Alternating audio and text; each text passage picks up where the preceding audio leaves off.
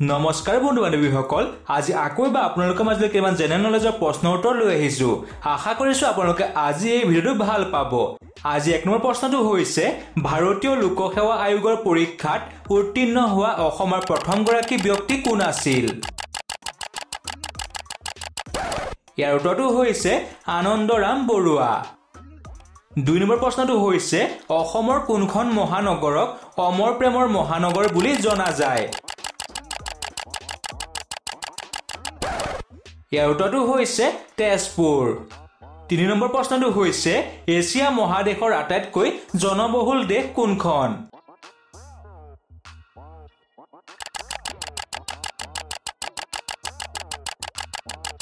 ইয়াৰ উত্তৰটো হৈছে ভাৰত।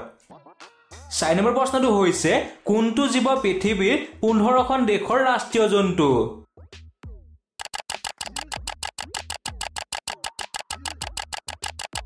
ইয়াৰ উত্তৰটো হৈছে সিংহ। 5 নম্বৰ প্ৰশ্নটো হৈছে নীল নদীৰ দান বুলি কোনখন দেশক জনা যায়?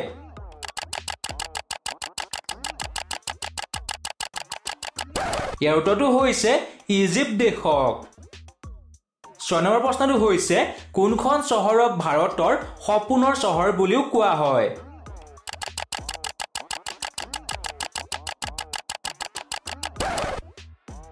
ইয়াৰ উত্তৰটো হৈছে মুম্বাই। 7 নম্বৰ প্ৰশ্নটো হৈছে পৃথিৱীৰ কোনখন দেশত ট্ৰেফিক ছিগনেল নাই?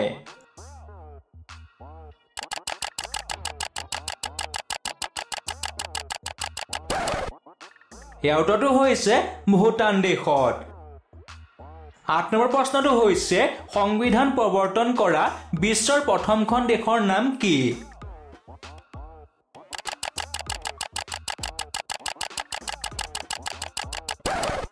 ইয়াৰ উত্তৰটো হৈছে আমেৰিকা।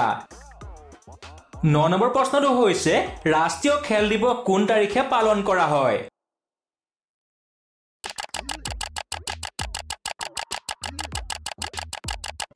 ইয়াৰ উত্তৰটো হৈছে 29 আগষ্ট তাৰিখে।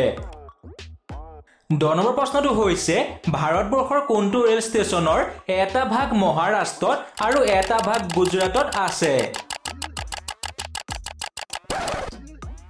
ইয়াৰ উত্তৰটো হৈছে নৱাপুৰ ষ্টেচন।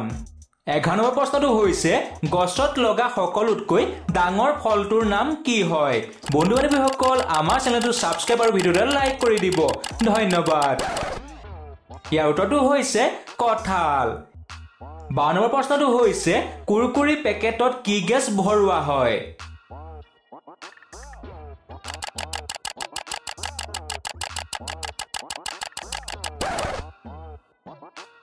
ইয়াৰ উত্তৰটো হৈছে নাইট্ৰজেন গেছ।